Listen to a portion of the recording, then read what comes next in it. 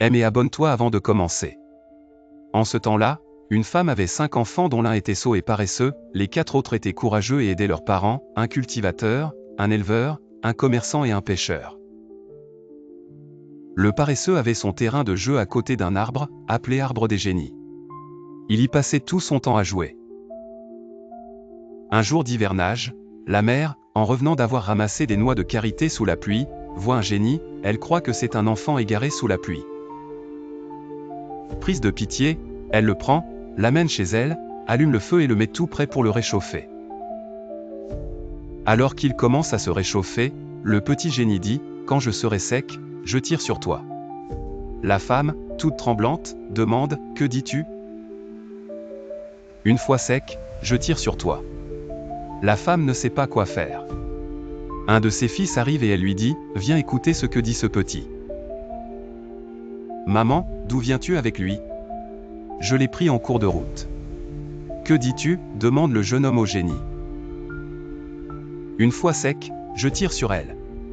Laisse-la et je te donnerai la moitié de tous mes biens. » Le fils le supplie en vain. Quand arrive le second fils, informé, ce dernier part faire sa proposition.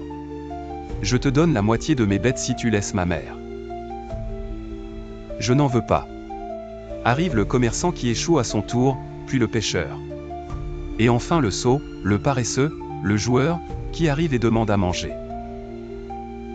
Tout le monde, ses frères et sa mère, tous l'insultent en lui montrant le petit génie. Il leur dit, « Ça, ce n'est rien, donnez-moi seulement à manger. » La mère est obligée de lui donner de la nourriture. Une fois son ventre rassasié, il dit au petit génie, « Et toi là, que dis-tu ? » Une fois sec, je tire sur elle. Le jeune sot répond, « Ce n'est pas un problème. Viens jouer avec moi. Tu sécheras plus vite et ton corps sera en bon état de tirer, tes muscles seront détendus. » Le génie accepte sa proposition. Il joue, il court partout. Notre paresseux interrompt soudain le jeu et dit, « Efface de mon terrain les traces de tes pieds. » Le petit génie se met au travail, mais d'autres traces se font chaque fois qu'il se déplace. Le petit génie, n'en pouvant plus, est obligé de fuir. Il entre dans l'arbre iroko qui est à côté du terrain du paresseux. Notre sot paresseux lui lance des cailloux et atteint l'arbre. À cet endroit l'écorce est enlevée. La maman est sauvée. Quelle leçon tirez-vous de cette histoire ? Mettez-la dans les commentaires.